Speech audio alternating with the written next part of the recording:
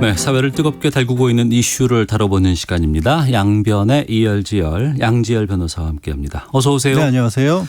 이른바 검언유착 의혹을 수사하고 있는 검찰, 의혹의 핵심인 이동재 전 채널A 기자를 이번 주에 재판에 넘길 것으로 보인다. 이런 기사들 꽤 나오고 있습니다. 그런데 네. 이런 과정에서 한동훈 검사와의 공모 혐의를 적용할 수 있을지가 관심사인데 먼저 그 이동재 전 채널A 기자 지금 구속돼 있는데 네. 내일까지 구속 기간이 끝난다고요? 예, 구속기가 만료기 때문에 재판에 네. 넘기지 않으면 이제 그냥 석방을 내줘야 되는 상황이죠. 그래서 예. 뭐 기소를 하는 것은 재판에 넘기는 것은 그냥 정해진 순서라고 보셔야 할 것 같고요. 네. 다만 거기서 한동훈 검사장과의 관계를 어떻게 이제 표시를 해서 기소를 할 것인지가 관건인데 네. 뭐 예를 들자면 공범으로 적시를 할 거냐 아니면 별도로 빼놓을 거냐 영장에서처럼 이런 게 문제가 되고 있는데 수사가 많이 진척된 것 같지는 않아요. 네. 뭐 최근에 좀 불미스러운 일도 있었고 해서 그래서 뭐 불가피한 선택으로 그냥 이 기자를 일단 뭐 공범으로까지 적시하기가 어렵지 않을까라고 생각이 드네요. 그러면은 그 부분인데 그 구체적으로 수사가 막 진척돼 보이진 않는다고 말씀하셨는데 네. 그 불미스러운 일이 압수수색 때 있었던 몸싸움 아닙니까? 그렇죠. 이거 예. 어떻게 보세요? 글쎄 양쪽의 얘기가 많이 다른데 네. 일단 뭐 서울중앙지검 수사팀 정진웅 부장검사의 입장의 설명이 이런 거지 않습니까? 이제 휴대전화의 비밀번호를 가지고 뭔가 뭐 의심스러운 행동을 하는 것 같아서 빼앗으려고 했다. 그 과정에서 네. 같이 넘어졌다. 그러니까 그 휴대전화에 뭔가 이상한 행동을 하려고 했다는 게 온당한 판단인지 아닌지는 접어두고라도 한동훈 검사장 측에서 얘기하는 것처럼 뭐 이렇게 탁자 위로 몸을 날려서 이게 얼굴과 어깨를 짓눌렀다고 하는 거는 조금 좀 상식적이지 않은 부분이 있어요. 물론 그게 진실일 수도 있지만 네. 그래서 뭐 티격태격 하다가 실랑이를 벌이다가 같이 넘어졌다라는 정도가 사실은 일반적으로 벌어질 수 있는 일로 보이고요. 다만 그렇게까지 해서 가져갔던 이른바 유심칩이라는 것을 예. 한 3시간 만에 돌려줬거든요. 네네. 그게 그 과정이라고 뭐 시간 자체가 그렇다고 하더라도 필요한 정보를 가져갈 만한 충분한 시간은 되지만 거기서 그렇게 뭔가 소득이 있었다면 어느 정도 알려지지 않았을까. 그러니까 지금 이제 그때 그 몸싸움 벌였던 것이 과연 온당한 것이냐 갖고 말이 많다 보니까 네. 거기서 의미 있는 증거가 좀 나왔더라면 어떻게든지 밖으로 알려졌을 텐데 그러지 않는 걸로 봐서는 특별한 걸 못 찾은 게 아닌가 싶어요. 그 자체에서는. 그러니까 서로 검사 간에 이제 이런 것들이 네. 있었는데 불미스럽다고 말씀하셨습니다만 압수수색을 하는 과정에서 누군가 그 압수수색에 거부하고 몸싸움을 하는 게 검사가 아니라 그러면 어떻게 되는 거예요? 글쎄 뭐 몸싸움 자체가 일어나면 그 자체에 뭐 강하게 저항을 했다라면 예. 그것도 공무집행 방해 정도가 될 건데 이거는 이제 공무집행 방해를 적용을 안 하겠다라고 중앙지검에서도 밝힌 이유가 예. 순식간에 그냥 이렇게 뺏고 빼앗는 과정에서 적극적으로 저항한 게 아니라 손을 한쪽으로 다른 쪽으로 옮겨서 네. 휴대전화를 이렇게 안 뺏기려고 이렇게 몸을 피한 거 아니겠어요. 그러다가 넘어졌기 때문에 또 한동훈 검사장 측에서 적극적으로 물리력을 썼다라고 보기는 어려운 상황이라 네. 공무집행 방해는 안 가는데 일반적으로라면 만약에 말씀하신 것처럼 뭐 실랑이를 벌였다. 그러면 뭐 이 더 이상 거부하면 공무집행 방해입니다라는 식으로 되겠죠. 하지만 네. 실무에서는 뭐 거부를 하겠다라고 맞서는 그런 경우들도 왕왕 보이긴 합니다. 네.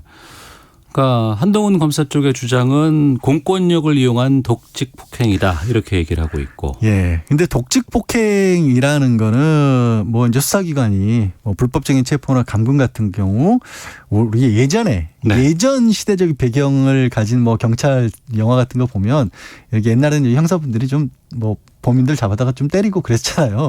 그런 식의 장면들이 좀 나오지 않습니까? 네네. 그런 게 이제 독직 폭행이 되는데 요즘 상상하기 어렵죠. 그런데 예. 말씀드린 것처럼 실제로 부장검사분도 50대 넘긴 부장검사분이 탁자 위로 몸을 날려서 그렇게 뭐 이렇게 짓눌렀다라고 그런 일이 있었을까? 뭐 그런 일이 실제로 있었다라면 그야말로 이제 공권력 남용 왜 우리 경찰의 과잉지나 뭐 이런 걸 때 쓰이는 게 이제 독직 폭행이라서 거기까지 갔었을까? 저는 그건 조금 의심스러워요. 또 반대쪽으로 본다 그러면 지금 서울중앙지검 차원에서 그 부장검사의 병원 치료 사진 네. 이걸 이례적으로 언론에 공개하기도 했습니다. 여기에 대해서 뭐 누가 생각난다더라 뭐 이런 뭐 얘기도 있었고 막 했었는데. 그러니까 왜 어쩌다가 그러니까 검찰이 이렇게 내부에서까지 갈등이 있고 예. 그게 결국에는 서로 고소고발을 하는 서로 맞고서죠. 정진웅 부장검사 측에서도 한동훈 검사장이 허위 사실이다 그렇게까지 이제 독직 폭행까지 없었는데도 불구하고 그런 폭행이 있다는 식으로 언론에 이 본인의 입장을 밝혔기 때문에 허위 사실 유포한 명예훼손이라고 고소를 했지 않습니까? 네. 그게 수사 과정에서 이런 일이 벌어진다는 것 자체가 참 정말 나쁘끄러운 일이죠. 누가 잘했다 잘못됐다를 떠나서. 예. 다만 한 가지 이제 좀 조금 의아한 부분은 굳이 따진다면 어쨌든 한 검사장은 지금은 피의자 신분이에요. 억울할 수는 있겠지만 예. 그런데 다른 사건에서와 달리 이게 공평하다고 해야 될까요? 참 언론에서 이 양쪽 입장이 참 수평적으로 나오는 것 같아요. 대개의 네. 경우는 피의자의 얘기가 그렇게 잘 전달되는 경우는 잘 없었는데 이번 경우에는 검찰 내부에서의 싸움이어서 그런지 모르겠습니다만 중앙지검 수사팀보다 오히려 한 검사장 입장 쪽의 얘기들이 더 많이 나오는 게 아닌가 싶기도 합니다. 그건 왜 그렇다고 보세요? 지금까지의 한동훈 검사장이 오히려 검찰 내에서는 주류였잖아요. 지금까지는. 그렇죠. 지금까지는. 네. 그러니까 뭐 윤석열 검찰총장의 최측근이라고 알려졌고 지금 뭐 지난 어떤 국정농단 수사 때부터 있었고 그렇고 핵심 검찰의 인사였기 때문에 네. 그러면 당연히 언론과의 접촉이라든가 이런 것도 많았을 수밖에 없죠. 지금 이제 의심을 받고 있는 문제도 혹시 그 과정에서 도가 지나친 게 아니냐라는 의심을 받고 있는데 예. 그러다 보니까 지금은 언론 역시도 여전히 한 검사장 쪽의 입장을 더 많이 들어주고 있는 게 아닌가 싶은 생각도 들어요. 검찰은 수사 결과로 이제 네. 말한다고 이제 얘기를 하는데 이번에 그러면은 이전 기자의 단독 범행으로만 기소가 될 것인지 아니면 공모는 어떻게 처리할 건지 어떻게 전망하세요? 그래서 제가 말씀드린 게 일단은 특별한 내용이 없어서 네. 없다면 만약에 알 수 없죠. 그거는. 근데 없다면 기소는 단독으로 기소를 하고 네. 기술적으로 이제 공범으로까지는 적시하지 않더라도 뭐 배후에 연결시켰다든가 이런 식의 어떤 표면적인 처리를 한 다음에 네. 한 검사장에 대해서는 뭐 추가적으로 수사를 조금 뭐 진행을 할 수도 있지 않을까. 일단 다른 것보다 휴대전화 내용 네네. 지난번 이제 유심만 압수수색을 했지 지금도 휴대전화의 비밀번호를 풀지를 못해서 그 안에 내용을 보지 못했다는 거 아니겠습니까? 휴대전화 아는 내용은 아직까지 못 보고 있고 유심칩만 풀었다는 네, 거군요. 그렇습니다. 그러니까 유심칩을 가지고 그 유심칩을 통해서 메신저 서비스에 네네. 어떤 내용들을 주고받았는지 정도만 확보를 했다라는 걸로 그것도 알고 불법 있습니다. 감청이라고 뭐 이렇게 얘기하고 그 있잖아요. 얘기를 좀 설명을 드려야겠네요. 그게 예. 불법 감청이라는 얘기가 왜 나왔냐면 이런 겁니다. 유심칩을 다른 공기계에 넣으면 꽂으면 마치 원래 쓰던 사람의 기계인 것처럼 이 기계가 인식을 한다라는 거예요. 예. 그래서 과거에 썼던 우리 뭐 흔히 많이 쓰는 무슨 톡 이런 것들도 과거 대화 내용도 다 저장이 돼 있잖아요. 네. 그 과거 내용들을 한꺼번에 볼 수 있다. 그거를 이제 검찰은 압수를 한 거고요. 예. 근데 왜 감청이라는 얘기가 나왔냐면 아니 그렇게 해서 다른 사람 그거를 아이디를 가지고 메신저 서비스 접속하면 그때 이후부터 대화 내용도 볼 수 있는 거 아니냐 실시간으로. 예. 그러면 그거는 감청이나 마찬가지 아니냐는 건데 이게 참 무의미한 비판으로 보여요. 왜냐하면 일단 한 검사장은 유심칩 본인이 뺏겼잖아요. 그럼 그걸 가져간 다음에 그 뻔히 들여다볼 걸 알면서 그걸 무슨 대화를 하겠으며 네. 두 번째로 그렇게 대화를 할 경우에는 위법 수집 증거가 되거든요. 그걸 감청해서 만약에 뭘 설령 대화를 나눈다고 해도 예. 증거로 쓸 수 없는 거예요. 그래서 이 얘기를 비판적으로 쓰는 뭐 언론의 기사들을 보고도 저는 이거를 왜 이렇게 쓰지? 뭔가 내용을 모르셔서 그럴까? 아니면 뭔가 또 한 검사장 쪽에서 가까운 얘기일까라는 생각이 들더라고요. 네.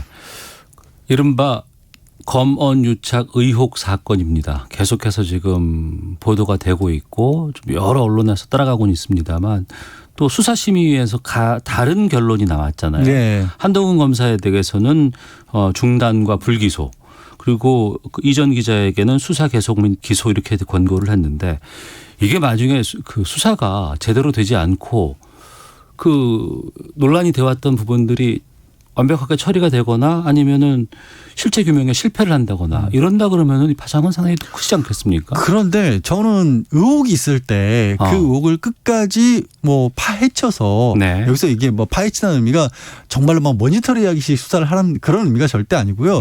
진짜 뭐가 있는지 없는지는 알아야 될 거 아니에요. 설령 네. 그게 아닌 걸로 나오면 오히려 한 검사장 입장에서는 본인의 명예를 깨끗하게 회복할 수 있는 거 아닐까요? 그런데 지금 상황은 되게 지지부진해 보인다라는 겁니다. 왜 예. 이게 수사팀과의 힘겨루기 양상처럼 보이는 건지 결백하다면 오히려 내용 공개 못할 게 뭐 있을까? 이 네. 공개는 이제 수사팀의 공개인 겁니다. 그렇게 해서 정리가 돼서 아니다 싶으면 비판받을 부분이 있다면 비판받고 수사팀으로서는 또 의심스러운 부분이 있기 때문에 수사를 했던 거 아니에요? 결국 아니라고 했다고 해서 거기에 대해서 뭐 책임을 진다면 모든 수사에서 뭐 유죄로 안 나온 수사는 다 책임져야 할까요? 네. 그렇게까지 보는 건 너무 이거를 정치적으로 해석하는 게 아닌가 싶습니다. 이런 가운데 윤석열 검찰총장이 어제 신임 검사 신고식에서 발언을 했어요. 네. 민주주의 허울순 독재 전체주의 배격한다. 이런 얘기했는데 이건 어떻게 보셨어요? 근데 이게 왜 어떤 맥락에서 나온지를 잘 이해가 사실 안 가더라고요. 네. 정확히는 허울을 쓰고 있는 독재라고 했어요. 그러니까 현재 진행형처럼 얘기를 하셨는데. 현재 진행형처럼 이야기했다. 예, 그렇죠. 민주주의의 허울을 쓰고 있는 독재. 그리고 전체주의를 배격해야 된다라면서 권력형 비리에 대해서 강하게 수사를 해야 된다라고 얘기를 했는데 네. 그러면 지금 현재 정권이 그런 상황이라는 것인지 아니면 글자 그대로 어떻게 보면 이제 검찰 수사의 원칙론적인 입장을 밝힌 건지는 모르겠습니다만은 뭔가 지금 현 정권과 조금 좋지 않은 관계인 것처럼 비춰지는 상황에서 굳이 이런 식의 말씀을 왜 하시는지 저는 사실 이해가 잘 안 가요. 알겠습니다. 양변의 지열. 양변의 이열지열. 양지열 변호사와 함께했습니다. 오늘 말씀 고맙습니다. 네, 고맙습니다. 잠시 후 2부에서 이어지겠습니다.